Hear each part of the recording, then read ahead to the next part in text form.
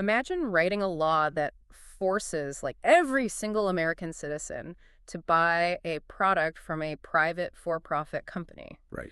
and doing it under the threat of a financial penalty from the federal government. I mean, on its face, that sounds like either a progressive big government nightmare or, a hyper-capitalist dystopia, depending on your perspective. Depending entirely on where you sit, yeah. But what if I told you the fundamental blueprint for that mandate, the most fiercely contested, polarizing part of the Affordable Care Act, was actually dreamed up by a prominent conservative think tank back in 1989? It completely upends the conventional narrative.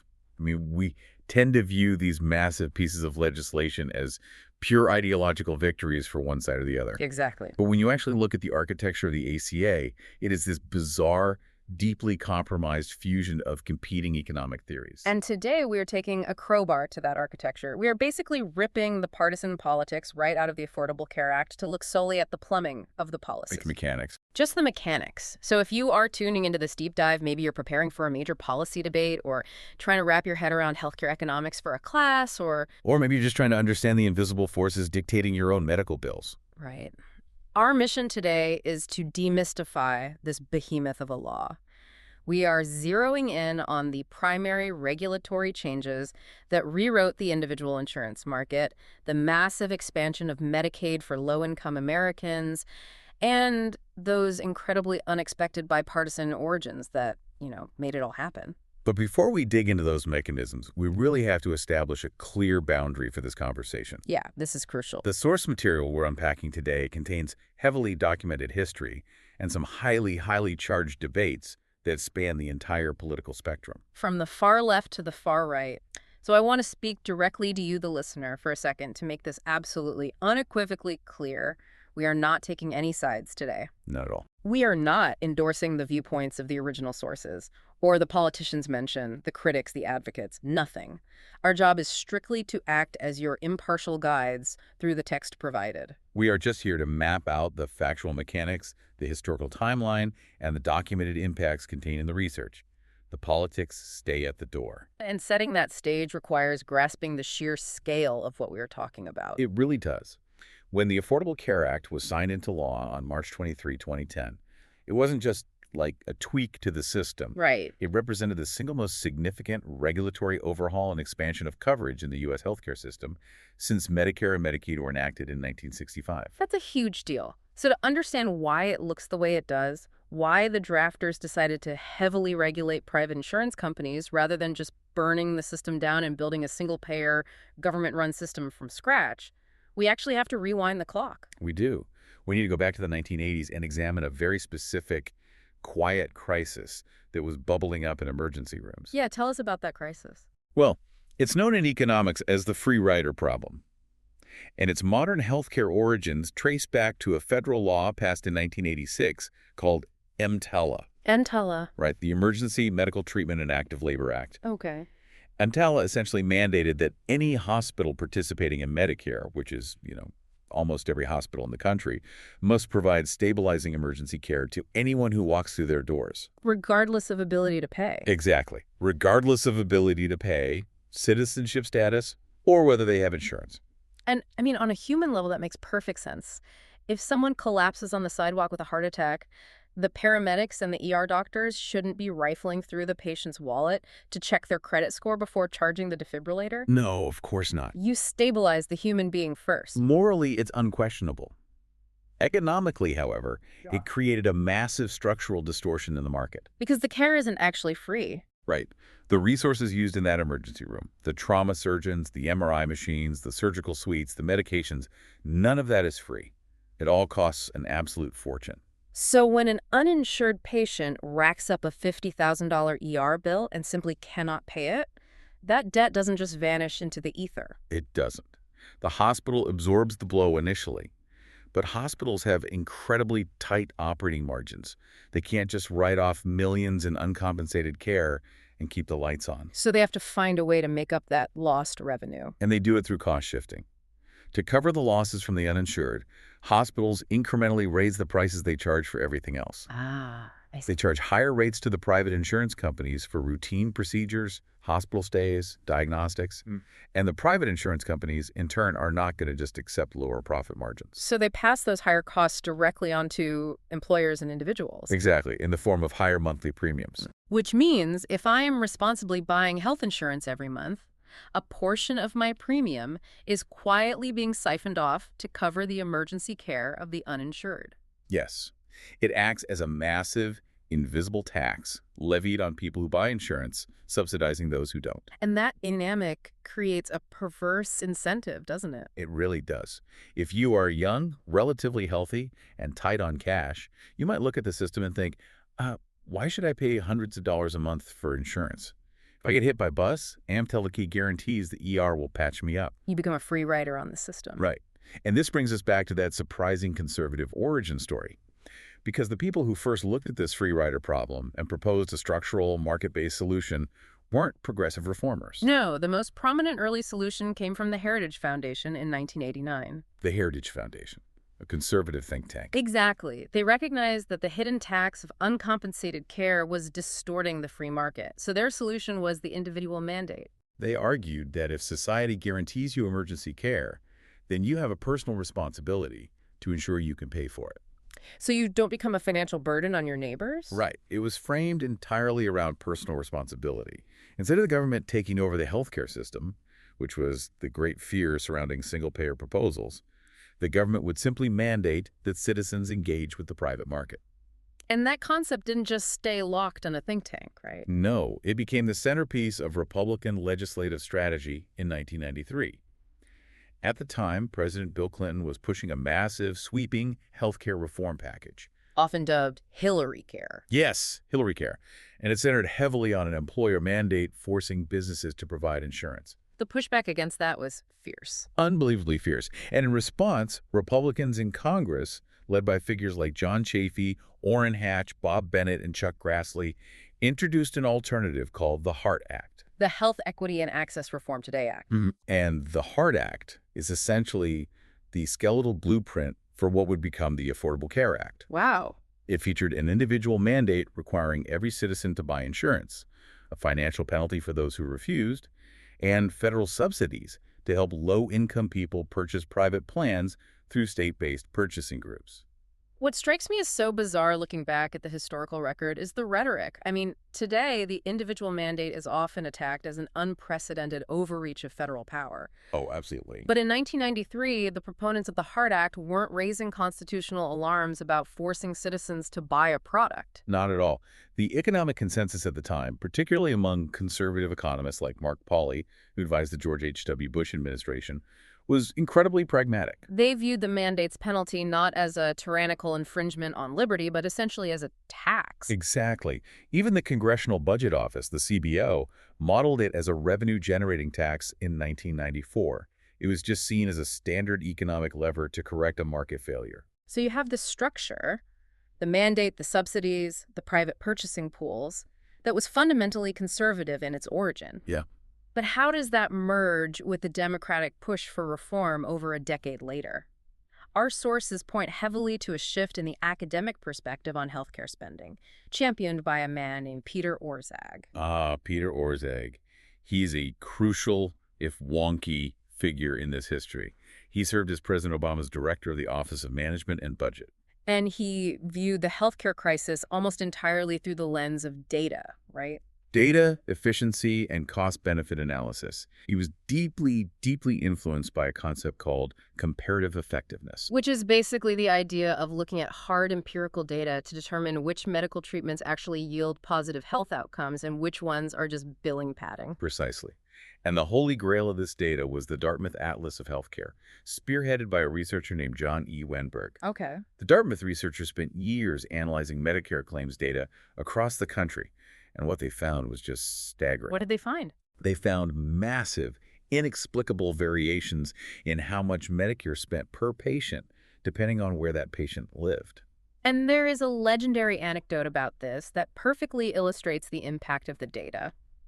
During the early days of formulating the ACA, President Obama supposedly made his entire senior staff read an article in The New Yorker by Atul Gawande that highlighted this Dartmouth research. I remember that. Yeah, it compared two counties in Texas, McAllen and El Paso. Demographically, medically, they were very similar, but Medicare was spending vastly more money per enrollee in McAllen than in El Paso. And the critical finding wasn't just the cost difference. If McAllen was spending twice as much and their seniors were living longer, healthier lives, that would be one thing. Right, you'd say, okay, they're getting what they pay for. Exactly. But the outcomes were identical, or in some cases, even worse.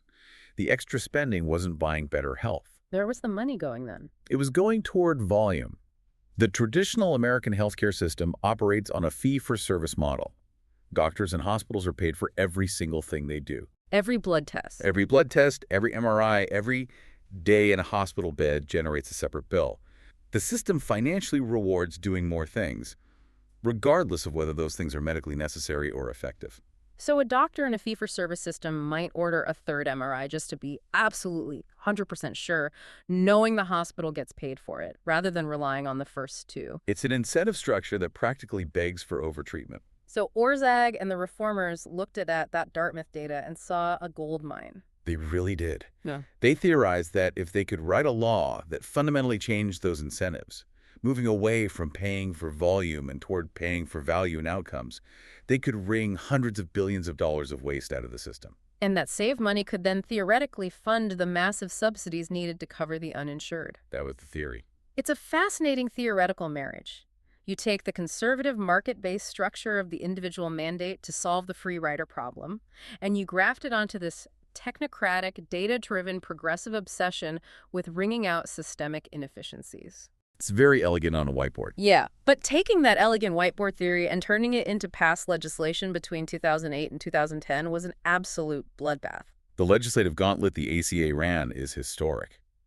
I mean, the Democrats, despite holding the presidency and majorities in both houses, knew they didn't have the political capital or the 60 votes required in the Senate to pass a single-payer system. That's why they actively chose to build on that 1990s bipartisan framework. They believed it would attract moderate Republican support. And they spent months trying to get it.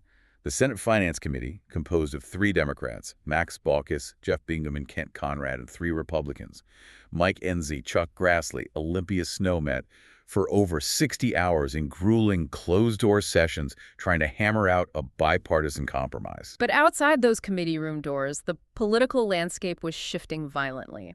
The summer of 2009 saw the rise of the Tea Party movement. Oh, the town halls. Town hall meetings across the country erupted into shouting matches. The narrative shifted from technical debates over comparative effectiveness to existential fears about government overreach, socialism, and the sheer staggering cost of the proposed subsidies. And because of that, the political calculus for Republicans entirely flipped. It was no longer advantageous to negotiate a compromise. The mandate from their base was to block the legislation entirely. Which meant Democrats were going to have to pass it alone. Right, but they still had to navigate the arcane, incredibly strict rules of the Senate. Which brings us to the first major hurdle, the Constitution itself. Yes. The Constitution requires that all bills dealing with revenue, taxes, and spending must originate in the House of Representatives. But the Senate was the chamber that had finally crafted a fragile 60-vote compromise bill. So they couldn't just introduce their bill. No, they had to find a bill that had already passed the House to legally serve as a vehicle. This leads to one of the most bizarre parliamentary maneuvers in modern history. They found H.R. 3590, which was originally a relatively minor bill altering housing tax credits for service members. Right, and the Senate took that House-passed bill, gutted every single word of the original text, and pasted in the thousands of pages of the Affordable Care Act. A massive legislative Trojan horse. And they managed to hold exactly 60 Democratic votes to pass it on Christmas Eve, 2009. The plan was then for the House to pass their own version, combine the two in a conference committee, and vote on the final product. But then the political earth shifted again. Senator Ted Kennedy passed away. Wow. And in a stunning upset in the subsequent special election in Massachusetts, a Republican named Scott Brown won the seat, campaigning specifically on being the 41st vote to filibuster Obamacare. Suddenly, the Democrats only have 59 votes in the Senate. The supermajority is gone. Gone. They can no longer pass a newly merged bill. If they change a single comma in the Senate bill, it has to go back for another 60-vote threshold, which they will lose. The entire effort was on the brink of collapse. The only procedural path forward was incredibly risky. What was it?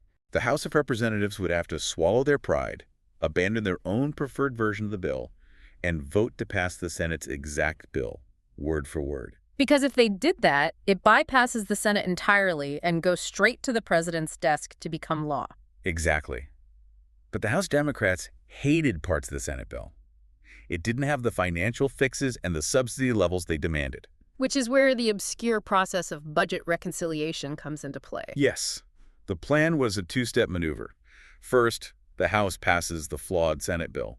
Second, both chambers immediately pass a separate fix-it bill using the budget reconciliation process. Let's pause and explain reconciliation, because it is basically the cheat code of the U.S. Senate. Normally, as we said, you need 60 votes to break a filibuster. Right. But budget reconciliation is a special rule created in the 1970s that allows certain bills to pass with a simple majority of 51 votes. But there is a massive catch, known as the Byrd Rule. Because it bypasses the filibuster, a reconciliation bill must strictly, exclusively deal with the federal budget. Revenues, spending, and the debt limit. Yes. You cannot use it to make broad policy changes, create new non-budgetary regulations, or alter civil rights laws. And if a provision doesn't have a direct, significant impact on the budget, any senator can object, and it gets stripped out of the bill. This constraint almost killed the ACA at the 11th hour because of a group of pro-life Democrats in the House, led by Representative Bart Stupak. Stupak and his coalition looked at the Senate bill and believed its language restricting federal funding for abortions was too weak. They feared the massive new federal subsidies would indirectly flow toward plans that covered elective abortions. They demanded stricter language before they would vote yes. But Democratic leadership couldn't just add stricter language into the reconciliation fix-it bill. Why? Because of the Byrd Rule. Right. Regulating abortion coverage is a policy change, not a strict budgetary arithmetic change. It would have been ruled out of order in the Senate. So as a total standoff, Stupak had enough votes to tank the entire House vote. The legislation was deadlocked until President Obama directly intervened. To secure the votes, Obama promised to issue an executive order, Order 13535, immediately upon signing the bill. And what did that order do? It explicitly reaffirmed the principles of the Hyde Amendment, ensuring that federal funds provided by the ACA could not be used for abortion services. That executive promise gave Stupak the political cover he needed. On March 21, 2010, the House passed the Senate bill by a razor-thin margin of 219 to 212. Not a single Republican voted for it. 2 days later, Obama signed it into law. That historical timeline is crucial because it explains the shape of the law. They didn't build a single-payer system. No. They took the existing, deeply flawed, private individual insurance market and decided to use federal power to completely rewrite the rules of how those private businesses operate. Which brings us to the second major area of our deep dive, rewriting the rules. Because if you are going to force Americans to buy private insurance, you have to ensure the product they are buying actually protects them. Absolutely, because prior to the ACA, the individual insurance market was practically a predatory environment. Let's talk about that. If you received your insurance through a massive employer, like a Fortune 500 company, you were generally shielded from the worst practices because the employer spread the risk over thousands of employees. Right. But if you were a freelancer, an entrepreneur, a gig worker, or an employee of a tiny small business, you were thrust into the individual market. And in that market, insurers utilized a practice called medical underwriting. This is the era of pre-existing conditions. Explain the mechanics of medical underwriting. Well, an insurance company's primary goal is to assess and manage risk. In the old individual market, when you applied for a policy, the insurer would scour your entire medical history. Digging through everything. Everything. And if they found any evidence of a pre-existing condition, and we are not just talking about terminal cancer, we are talking about asthma, manageable type 2 diabetes, a previous knee surgery, or even a documented history of seasonal allergies or taking antidepressants, they had the legal right to completely deny you coverage. Or, if they did offer you a policy, it would come with an explicit exclusion rider. Yeah, exactly. They'd say, we will insure you, but we will not cover anything related to your asthma or your back pain. Which defeats the purpose. Or they would utilize rescission. Wow, rescission is terrifying. It really is. This was a practice where an individual would pay their premiums faithfully for years, but then get diagnosed with an expensive illness, like breast cancer. And the moment the massive hospital bills hit the insurer's desk, the insurer would deploy a team to dig through the patient's original application from 5 years ago. Yes.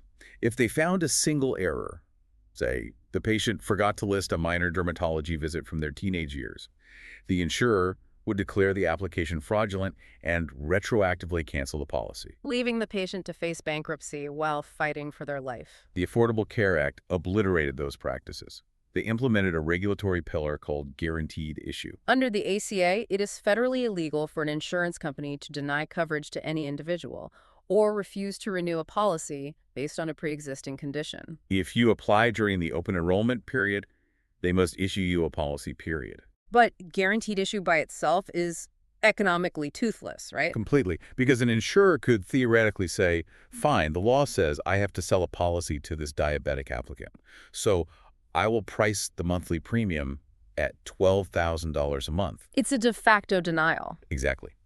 To prevent that, the law coupled guaranteed issue with a pricing regulation called partial community rating.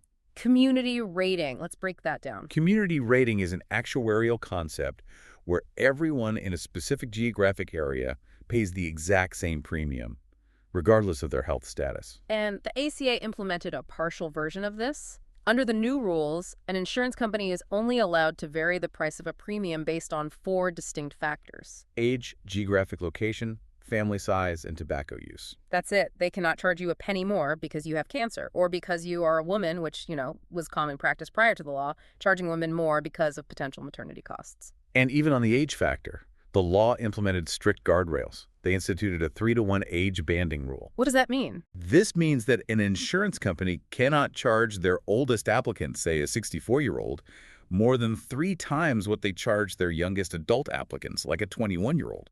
Let's dig into the math of that 3-to-1 ratio because it is the source of massive friction. Actuarially speaking, a 64-year-old generally consumes far more than 3 times the healthcare of a 21-year-old. Oh, absolutely.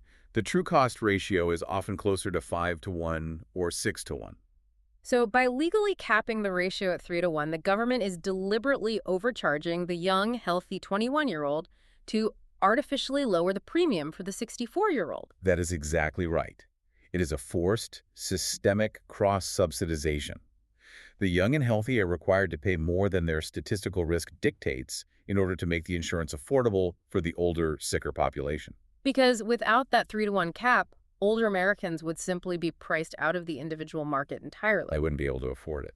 The law also took aim at the fine print of insurance contracts, specifically regarding caps. Before the ACA, it was standard industry practice to place annual and lifetime limits on coverage. You might buy a policy that proudly states it has a $1 million lifetime maximum benefit. And to an average healthy person, $1 million sounds like an infinite amount of medical care. But in the reality of modern American healthcare, a complex organ transplant, a prolonged battle with leukemia, or a premature infant spending 3 months in a neonatal intensive care unit can blast through $1 million in a matter of weeks. And once you hit that cap, the insurance companies simply washed their hands of you. The contract was fulfilled, and every subsequent bill was entirely your responsibility. The ACA made lifetime and annual caps on essential health benefits completely illegal. And they coupled that ban with the establishment of maximum out-of-pocket caps, or MOP. This is arguably one of the most vital financial protections in the law.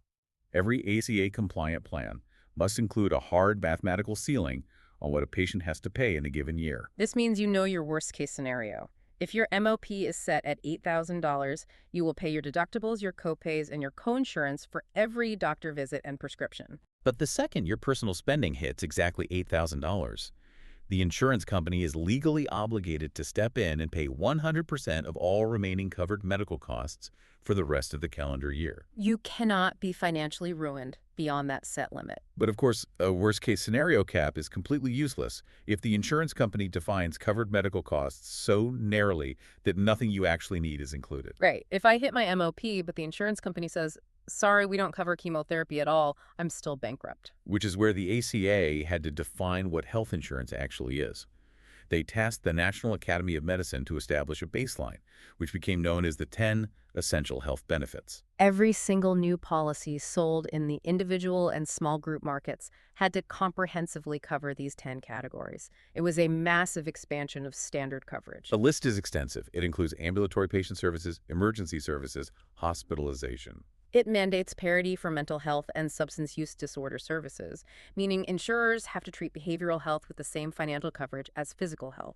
It includes prescription drugs, rehabilitative services and devices, laboratory services, and pediatric services, including oral and vision care for children. But perhaps the two most culturally and economically significant additions were maternity care and preventive services. Prior to the law, a staggering number of individual plans simply did not cover maternity care, If you were a young family planning to have a child, you had to actively seek out and purchase an incredibly expensive supplemental maternity rider. which often had long waiting periods. Now, maternity and newborn care is a standard essential benefit across all plans, but this creates a frequent point of contention, right?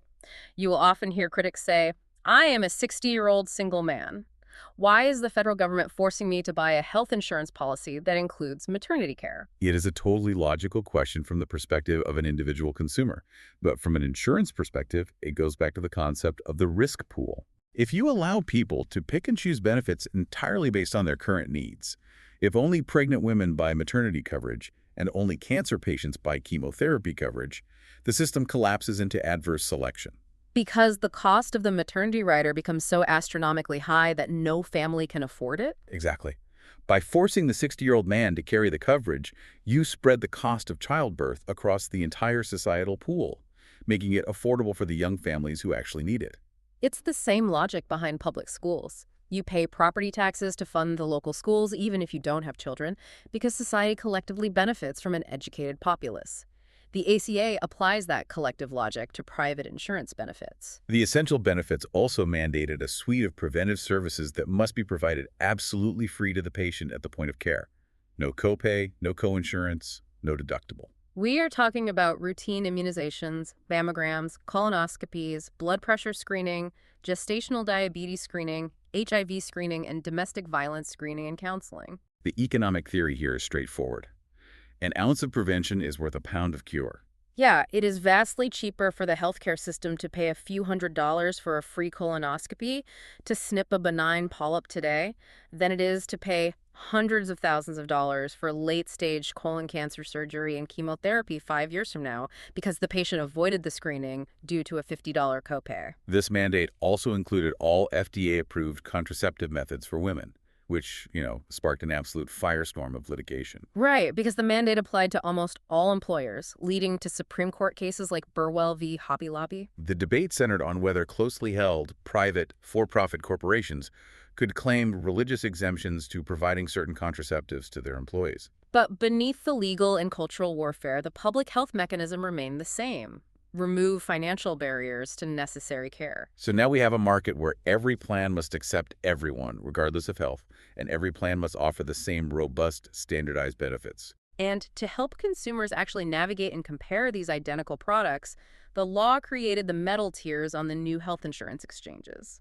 The bronze, silver, gold, and platinum plans. I think the easiest way to conceptualize this isn't as different levels of medical care, but as different financial shock absorbers. That's a great way to put it. If you buy a bronze plan, you are getting the absolute cheapest monthly premium. But the shock absorbers are practically non-existent. The plan only covers an actuarial average of 60% of healthcare costs. So if you hit a medical pothole, you are going to feel every single bump. You will pay thousands of dollars out of pocket to meet a massive deductible before the insurance really steps in to help. It is essentially catastrophic coverage for young, healthy people who just want the lowest possible monthly bill and don't expect to go to the doctor. On the other end, you have the platinum tier. This is the luxury suspension. You pay a massive, painfully high monthly premium up front. But when you hit a medical pothole, you barely feel it. The plan covers roughly 90% of costs, meaning your deductibles and copays are tiny. You can go to the doctor frequently without constantly pulling out your credit card. Silver covers 70% and gold covers 80%. They all offer the exact same 10 essential benefits. They just distribute the financial pain differently between the monthly premium and the point-of-care deductible.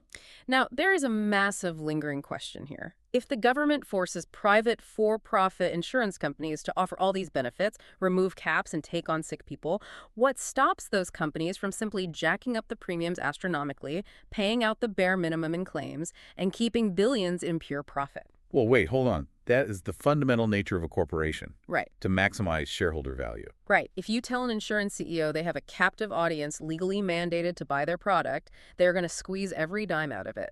The drafters of the ACA knew this. They knew they were handing a captive market to private industry. To prevent unchecked profiteering, they implemented a blunt, powerful regulatory tool called the medical loss ratio, or the MLR. The 80-20 rule. Yes, the MLR provision federally mandates that in the individual and small group markets, an insurance company must spend a minimum of 80% of every single premium dollar they collect directly on clinical healthcare costs and quality improvement activities. For large group markets, it's 85%. Which means the federal government is legally capping their operational budget. The insurance company is only allowed to retain 15% to 20% of their revenue to cover all their administrative overhead, marketing budgets, broker commissions, CEO bonuses, and pure shareholder profit. And the enforcement mechanism is direct. If an insurance company's accountants tally up the year and realize they only spent 70% of premium revenue on actual health care, they cannot simply pocket that extra 10% as a windfall profit. The law requires them to issue rebate checks directly back to their consumers to make up the difference. It forces a brutal level of efficiency on an industry historically known for bloated bureaucracy. Okay, so we have mapped out the rules. Guaranteed issue, community rating, essential benefits, profit caps. But there is a massive, looming mathematical paradox sitting in the middle of all this regulation. Which brings us to the third major phase of our deep dive, the engine of coverage. The paradox is simple, and it's deadly to an insurance market. We've established that the ACA forces insurers to accept incredibly sick, expensive patients, and it caps how much those patients can be charged. Yes, if an insurer takes on 1,000 cancer patients, they're going to hemorrhage money. They will go bankrupt practically overnight. Unless they can find a way to massively dilute that risk. The only way the math works is if millions of perfectly healthy people who pay their premiums every month but never go to the doctor except for maybe a flu shot, also buy into the exact same insurance pool. Their unused premium dollars subsidize the expensive care of the sick. But human behavior works against this. If you are young and healthy, and you know the law guarantees you can buy insurance later even if you get sick, your logical financial move is to hold off on buying insurance until the day you actually get a diagnosis. And this triggers the actuarial nightmare known as the death spiral. Let's walk through how this collapse happens. In year one, insurers set a reasonable premium, but mostly sick people buy the insurance because they need it immediately. The healthy people stay out. So at the end of the year, the insurer realizes the pool was much sicker than expected, and they lost millions. Right. So in year two, the insurer has no choice but to drastically raise the premiums to cover those losses. But when the premiums spike, the moderately healthy people in the pool, the ones who could barely afford it to begin with, look at the new price tag and drop their coverage, leaving only the absolute sickest, most expensive patients in the pool. So in year three, the premiums skyrocket again. This forces the next tier of people out.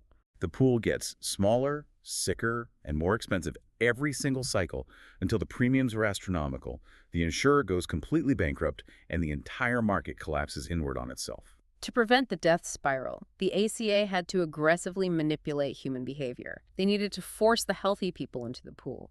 They did this using a massive stick and a massive carrot. The stick is the individual mandate we discussed at the beginning. The mechanism was a tax penalty. When you filed your federal tax returns, you had to provide proof of minimum essential coverage. If you didn't have it, the IRS assessed a penalty. At its peak, the penalty was $695 per adult, or 2.5% of your household income, whichever was greater. It was a blunt force instrument to ensure broad participation. However, it wasn't universal. The law carved out several key exemptions. For instance, undocumented immigrants were completely exempt from the mandate, as they were also legally barred from receiving subsidies or accessing Medicaid under the law. The sources estimate there were roughly 8 million undocumented individuals at the time. Additionally, people who were legally eligible for Medicaid but simply hadn't navigated the bureaucracy to enroll were exempt from the penalty. Crucially, there was an affordability exemption. If the cheapest available insurance policy on the exchange cost more than roughly 8% of your household income, the government deemed it mathematically unaffordable, and you were legally exempt from the mandate penalty. Now, we have to acknowledge a massive recent shift regarding this stick. In 2017, under the Trump administration, Congress passed the Tax Cuts and Jobs Act. Through the reconciliation process, they couldn't repeal the ACA entirely, but they made a devastating surgical strike. They set the financial penalty for the individual mandate to exactly $0 beginning in 2019. The mandate still exists in the text of the law, but it is entirely toothless. At the time, conventional economic wisdom warned that removing the penalty would trigger the death spiral instantly. Healthy people would flee, and the exchanges would collapse. But the collapse didn't happen. The markets wobbled, premiums rose slightly, but they stabilized. Why? Because the analysts underestimated the overwhelming power of the carrot. The carrot is the system of premium subsidies. This is the true beating heart of the ACA's exchange markets. The government realized that you can mandate coverage all you want, but if a working-class family simply doesn't have the cash to pay a $600 monthly premium, they aren't going to buy it. So the law created advanceable, refundable tax credits to help pay the monthly bill. Let's break down exactly who gets this money and how it's calculated, because it's incredibly precise. To qualify, your household income must fall strictly between 100% and 400% of the federal poverty level, or the FPL.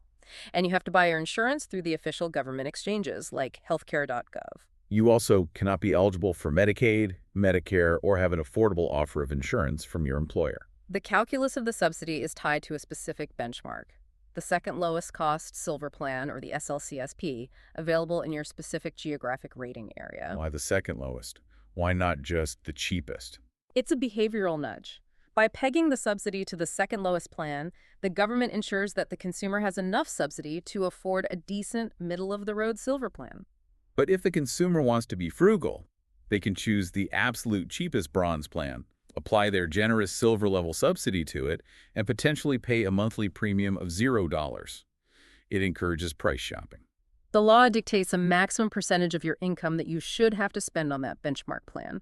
Let's ground this in real numbers from the source data around 2019. If your income was hovering right near the poverty line, say a single person making about $12,000 a year, the law said your premium should not exceed roughly 2% of your income. That's about $20 a month. But the actual sticker price of that silver plan might be $500 a month. So the federal government steps in and wires the remaining $480 directly to the insurance company every month on your behalf. You only ever see the $20 bill. As your income rises, that percentage cap rises on a sliding scale. If you are a single person making closer to 400% of the poverty line, which is about $48,000 to $50,000 a year, your cap is set at roughly 9.86% of your income. So you are paying a much larger share, maybe $400 a month, and the government subsidy shrinks accordingly. But this sliding scale creates one of the most brutal, unforgiving mathematical traps in modern public policy. It is known as the subsidy cliff. The discontinuity of treatment. Explain the terror of the cliff. Because the law cuts off subsidies strictly at 400% of the federal poverty level, the math creates a massive penalty for earning just $1 over the limit. Let's look at an older couple, say a 60-year-old husband and wife whose combined income is exactly 399% of the poverty level. Let's call it $65,000 a year. Because of their age, the actual sticker price of their insurance is astronomical, maybe $24,000 a year. But because they are under the 400% threshold, the law caps their premium at roughly 9.8% of their income, about $6,300 a year. The government pays the massive $17,000 difference. Okay, they are surviving. But what happens if the husband works a little overtime or they sell a small stock portfolio and their adjusted gross income for the year gets $66,000? They just crossed 401% of the poverty level. They fall off the cliff. They are instantly disqualified from receiving a single penny of federal subsidy. They are now fully responsible for the entire $24,000 sticker price of their premiums. An income increase of $1,000 just triggered a $17,000 tax bill. Their insurance now consumes over a third of their total pre-tax income. It is financially devastating for middle-class families caught on that fault line. Now, those subsidies only address the monthly premium, but what about the deductibles? As we said, a bronze or silver plan still requires you to pay thousands out of pocket before the real coverage kicks in. If you are making $25,000 a year, a $4,000 deductible might as well be $1 million. You still can't afford to see a doctor. To address that secondary barrier, the ACA created cost-sharing reduction subsidies, or CSRs. These are a completely separate stream of money paid directly to the insurance companies. If an enrollee earns less than 250% of the poverty level, roughly $30,000 for an individual, and they choose a silver plan, the government pays the insurer extra money to artificially lower the plan's deductibles, co-pays, and out-of-pocket maximums. So the premium subsidy gets you in the door, and the CSR subsidy ensures you can actually afford to sit on the exam table. Exactly. But all of this, the billions in premium tax credits, the billions in CSRs, requires a staggering amount of federal revenue. Where is the money coming from? To fund this machine, the ACA deployed several major tax provisions aimed squarely at high earners and specific industries. First, they targeted payroll taxes. The law implemented an additional Medicare tax of 0.9% on wages for individuals earning over $200,000 a year, or $250,000 for a married couple. It's important to note the first $199,999 price is taxed at the normal rate. The extra 0.9% only applies to the dollars earned above that threshold. Correct. Second, they implemented a 3.8% net investment income tax. This is a tax applied to unearned income, capital gains, dividends, rental income for those exact same high-income brackets. This was a profound shift, heavily taxing the investment wealth of the top tier to directly fund the subsidies for the lower and middle tiers. They also levied massive excise taxes on the pharmaceutical industry, specifically on prescription drug importers and manufacturers, banking on the idea that these companies would see a massive influx of newly insured customers. And finally, they implemented the employer mandate. The employer mandate targets businesses with 50 or more full-time equivalent employees. If a business of that size refuses to offer affordable, minimum value health insurance to its workers, and just one of those workers goes to the ACA exchange and receives a federal subsidy, the business is hit with a substantial tax penalty per employee. It was designed to lock the existing employer-based system in place so companies wouldn't just dump their employees onto the federal exchanges. Okay, I want to pivot back to the insurance companies for a second because we glossed over a massive operational risk. What's that? We force the healthy and the sick into the same pool. But what if the distribution isn't even? Ah, right. What if Blue Cross Blue Shield prices a plan at $400 a month, and by sheer statistical bad luck, every single leukemia patient in the county happens to pick their specific plan, while all the healthy 25-year-olds pick the competing Aetna plan? Blue Cross goes bankrupt through no fault of their own pricing strategy. This was a terrifying vulnerability for insurers trying to price an entirely new, unpredictable market in 2014. To convince these companies to actually participate, the ACA established three complex risk management mechanisms, colloquially known as the 3 Rs: risk corridors, reinsurance, and risk adjustment. Let's unpack the 3 Rs, starting with the one that triggered massive Supreme Court battles. Risk corridors. Risk corridors was a temporary 3-year program from 2014 to 2016. It was essentially a government safety net. The Department of Health and Human Services said to the insurers, price your plans as best you can. If you miscalculate and your medical claims end up being vastly higher than you expected, the federal government will step in and cover a portion of your massive losses. Conversely, if you get lucky and your pool's incredibly healthy, resulting in massive profits, you have to pay a portion of those excess profits back to the government. It sounds like a perfect stabilizing mechanism. What went wrong? The math and the politics violently collided. In those early years, the pool of new enrollees was much, much sicker than anyone anticipated. Way more insurance companies suffered catastrophic losses than achieved excess profits. The program ended up running a massive deficit of roughly $8.3 billion. But the ACA statute said the government shall pay those debts, right? It was a legal obligation. So how did Congress choke off the funds? This requires understanding a fundamental constitutional principle: the power of the purse. The Constitution dictates that money can only be drawn from the Treasury through a specific appropriation made by Congress. So in 2014, Republicans in Congress, led by figures like Senator Marco Rubio, who fiercely opposed what they called insurance company bailouts, slipped a subtle rider into a massive must-pass omnibus spending bill. What did the rider say? It essentially said, the Department of Health and Human Services is legally prohibited from using any general federal funds to pay the risk corridor debts. They can only pay out the exact amount they collected in excess profits. They didn't repeal the ACA provision, they just mathematically starved it to death. which is devastating. The insurers priced their plans based on a federal promise of a safety net, and then Congress pulled the net away while they were in midair. It bankrupted dozens of smaller regional insurance co-ops almost immediately. The surviving insurers turned around and sued the federal government in the Court of Federal Claims. These lawsuits, consolidated under cases like Moda Health v. United States and Maine Community Health Options v. United States, dragged on for years until they hit the Supreme Court in 2020. And the Supreme Court, despite having a conservative majority at the time, actually ruled in favor of the insurance companies. They did.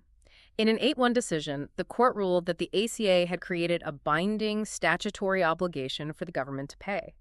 The government had made a contract, the insurers acted on it, and using a sneaky appropriations rider to de-obligate those payments retroactively was illegal. The government had to pay the billions it owed. What a mess. What about the other two R's? Reinsurance was another temporary retrospective program. It essentially acted as catastrophic insurance for the insurers themselves, reimbursing them for incredibly high-cost individual claims, say a patient who racked up over $1 million in bills. But the only permanent program is risk adjustment. How does risk adjustment actually work on a mechanical level? Risk adjustment is a zero-sum game that transfers money between insurers based on the actuarial health of their enrollees. The government looks at all the patients enrolled in Blue Cross, looks at their medical diagnoses, and assigns them a risk score. They do the same for Aetna. If Blue Cross ended up with a pool of sicker, more expensive patients, and Aetna ended up with a pool of younger, healthier patients, the government literally forces Aetna to write a check to Blue Cross. It completely alters the competitive landscape. Instead of insurance companies competing by trying to cherry-pick healthy people and creatively deny sick people, they are forced to compete on how efficiently they can manage care and negotiate with hospital networks because the raw risk of the sick patients is balanced out by the fund transfers. Exactly. So that complex, sprawling ecosystem covers the individual market, the exchanges, and the subsidies. But there's a glaring hole in everything we just talked about. All of those subsidies, all of those tax credits, they only apply to people making above 100% of the poverty line. Right. What about the poorest citizens? People living in deep poverty, making $5,000 a year or nothing at all. They don't get a dime of exchange subsidies. How did the law address them? This brings us to our fourth major pillar, the Medicaid expansion. This is where the ACA attempted its most profound social intervention, and it resulted in the most fractured, contentious outcome of the entire law.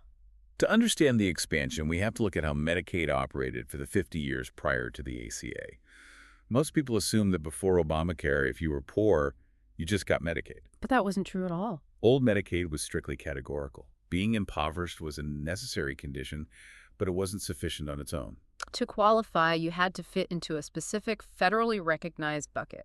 You had to be a child, a pregnant woman, an elderly person requiring long-term care, or an individual with a severe legally recognized disability. Which leaves a massive demographic out in the cold. If you were a 35-year-old able-bodied adult without dependent children in a vast majority of states, you could be living on the street literally penniless, and you still would not qualify for a single dollar of Medicaid coverage.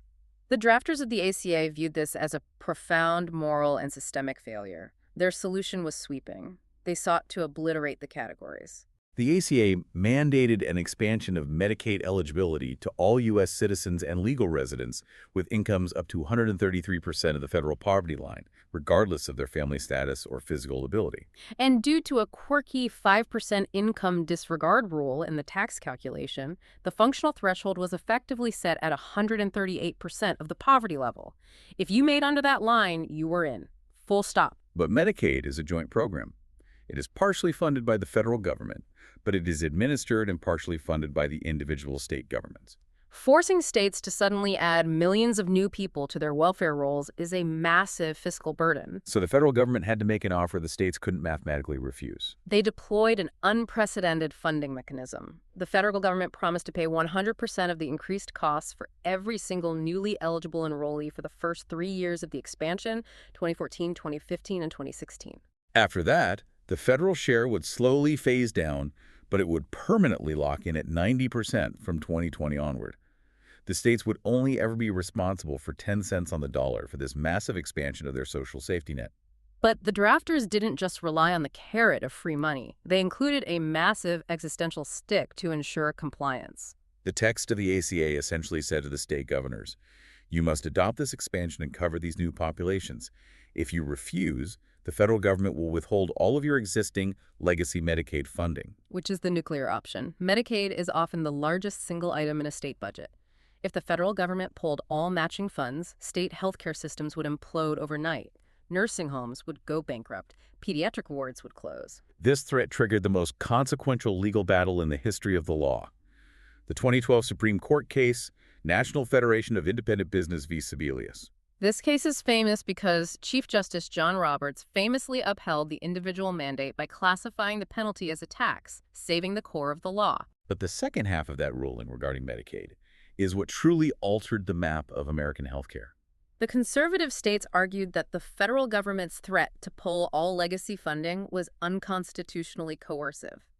It violated the principles of federalism. They argued the federal government was effectively holding a gun to the heads of the states, forcing them to enact a federal priority under threat of financial ruin. And a majority of the Supreme Court agreed with them.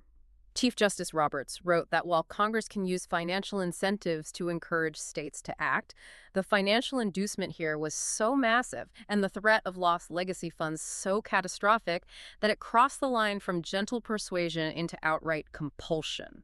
So the court ruled that the Medicaid expansion had to be optional. The federal government could offer the 90% funding for the new enrollees, but if a state chose to decline the expansion and keep its pre-ACA eligibility rules, the federal government could not touch a dime of their existing legacy Medicaid funding. This ruling instantly shattered the unified architecture of the ACA. It created what is now known as the Great State Divide, or more tragically, the coverage gap.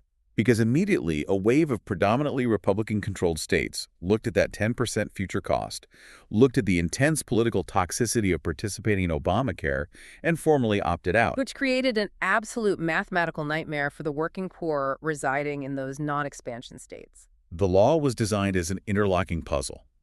The exchange subsidies were built to catch people above 100% of poverty, under the strict assumption that the newly expanded Medicaid would catch everyone from 0 to 138%. When the states opted out, the Medicaid net vanished, but the exchange subsidy floor stayed exactly where it was. Let's walk through a concrete example from the source material to show exactly how devastating this math is. Let's look at the state of Kansas. Kansas is a prime example of a non-expansion state with incredibly restrictive legacy rules.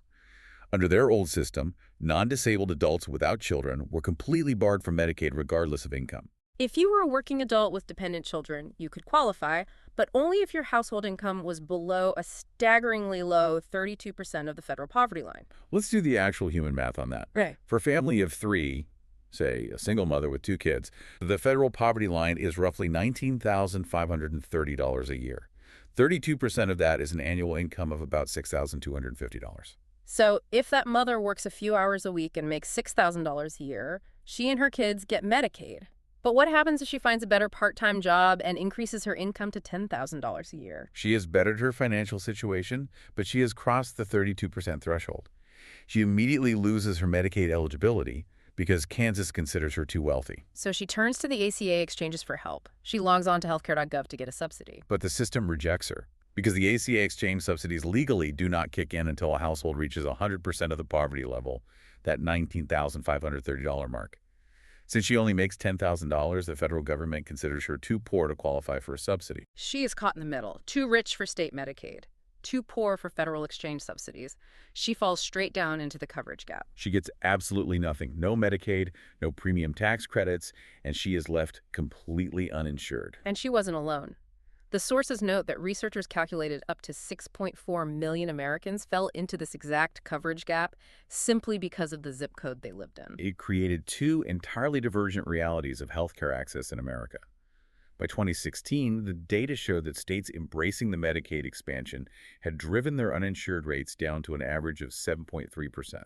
Meanwhile, the states that refused the expansion sat at a 14.1% uninsured rate. It was nearly double. Which perfectly transitions us to the final and perhaps most important pillar of our deep dive, the real-world impact. We have mapped the theoretical blueprint, the brutal legislative compromises, the actuarial mandates, and the Supreme Court curveballs. But when the dust settled, what did the actual data reveal a decade later? Did this massive, fragile machine actually work? To answer that, with the impartiality we promised at the beginning, we have to look unblinkingly at both the documented triumphs, the undeniable expansion of coverage and improved medical outcomes, and the very real, statistically verified economic pain and structural failures the law caused. Let's start with the macro-level triumphs. The most glaring, undeniable statistic is the national uninsured rate.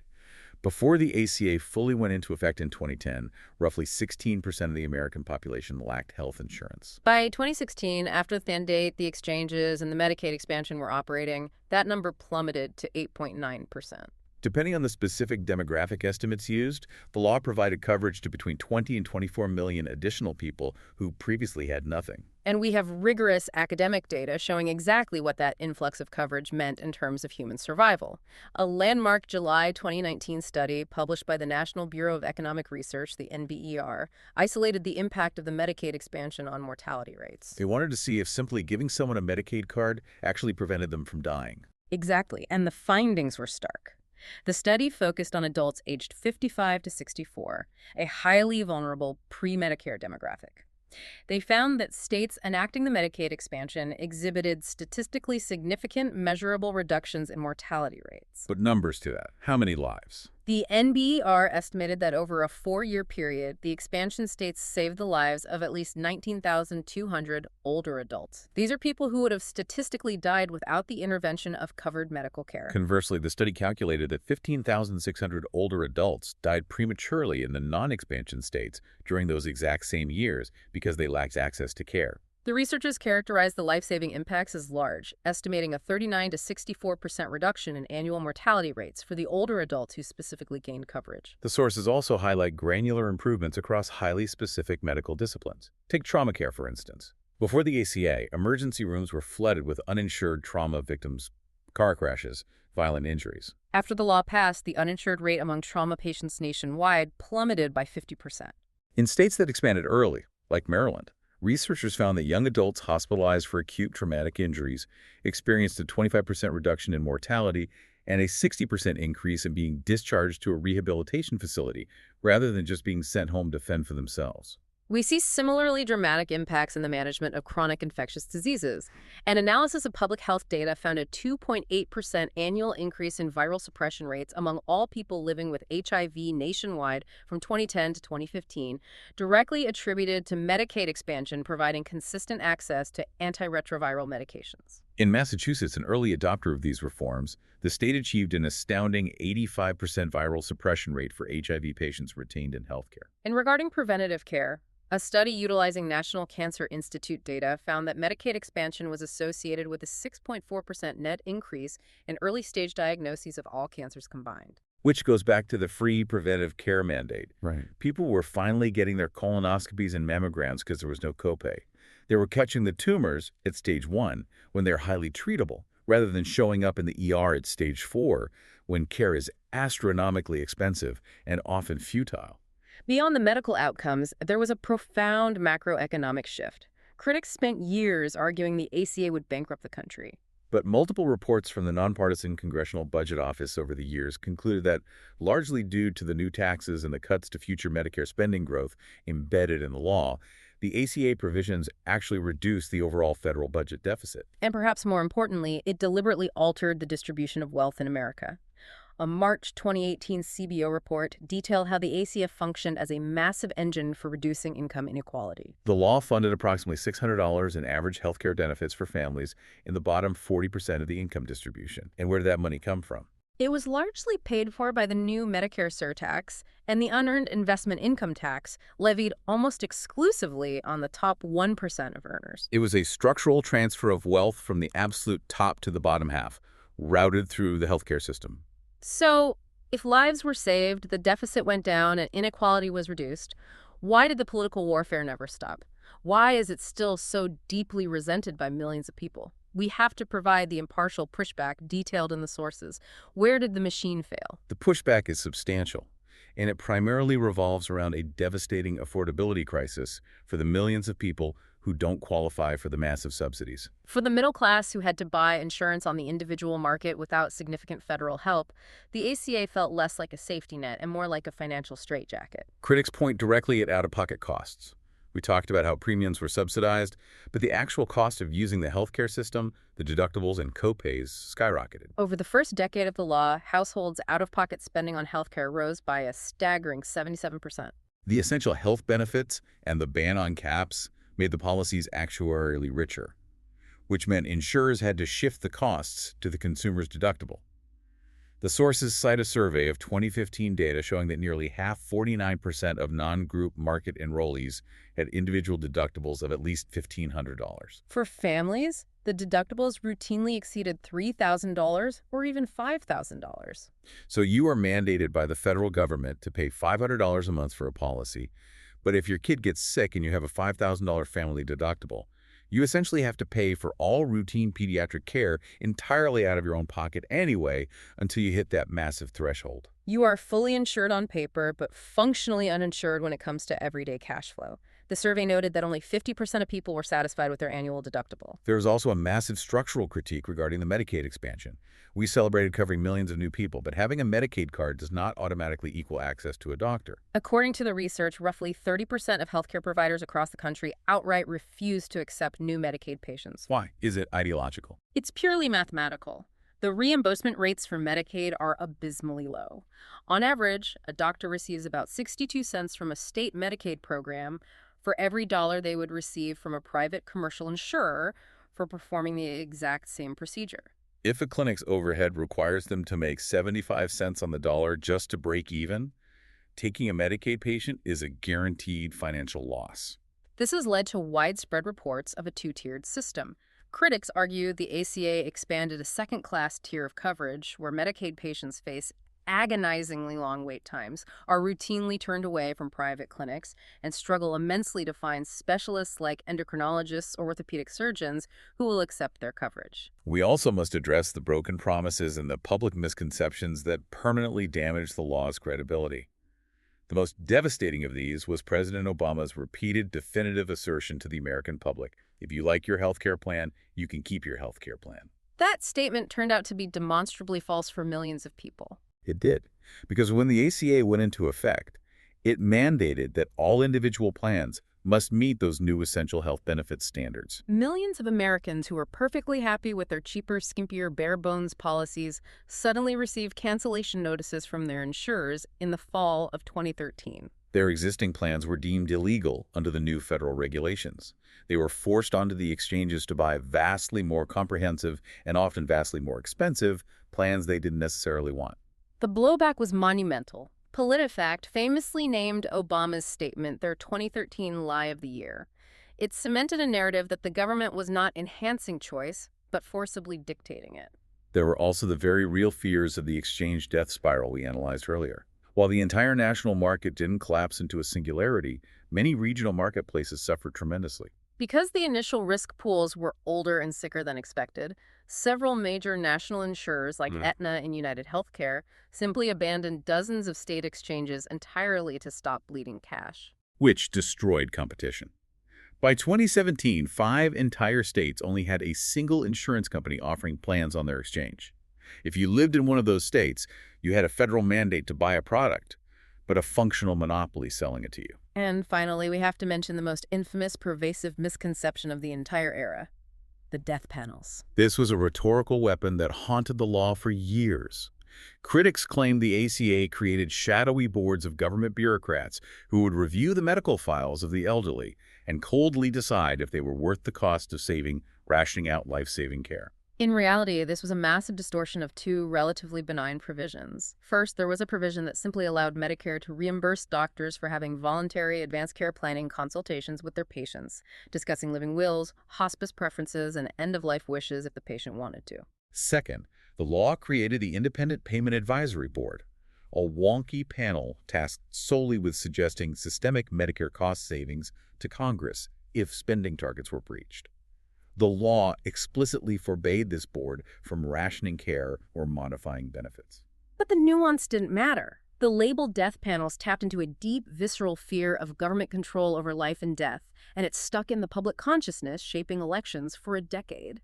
When you step back and look at this entirety of this mechanism, the Heritage Foundation origins, the brutal 60-hour committee fights, the Byzantine budget reconciliation process, the complex cross-subsidization of the mandate, the tragedy of the Medicaid coverage gap, the undeniable millions of lives saved, and the crushing reality of $5,000 deductibles, the core defining tension of the Affordable Care Act reveals itself. What is that core tension, in your view? It is the spectacle of a massive, intricate, highly fragile regulatory machine attempting to solve a fundamental social welfare problem using the rigid, profit-driven tools of private capitalism. It is an attempt to weave a universal social safety net out of private, legally binding insurance contracts. It's forcing for-profit companies to act almost like public utilities. The government tells them, you must cover everyone, you must offer these 10 exact benefits, and you must cap your profit margins at 15%.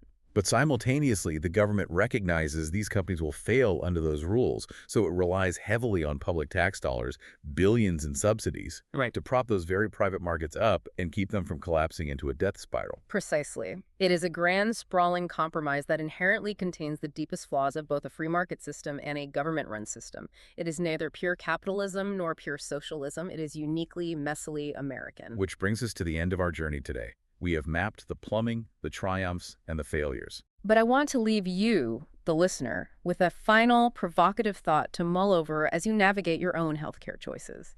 You've seen the mechanics now. You've seen how the ACA forces private actors to play by social rules, funded by taxpayer wealth transfers. As you look at the future of American healthcare, whether you personally advocate for tearing this down and returning to a totally free market system, or you advocate for burning it down and building a government-run, single-payer Medicare for all system, consider this deeper structural question. Is a hybrid system that tries to be both a ruthless capitalist enterprise and a compassionate social safety net inherently unstable, destined to constantly require new legislative duct tape? Or, given the deeply entrenched private industries and the fiercely divided political realities of America, is this messy, contradictory machine the only practical compromise our society is actually capable of sustaining? That is the defining question that will drive the next 50 years of policy debate. Something to think about the next time you look at a premium bill. Thank you for joining us on this deep dive. We'll catch you next time.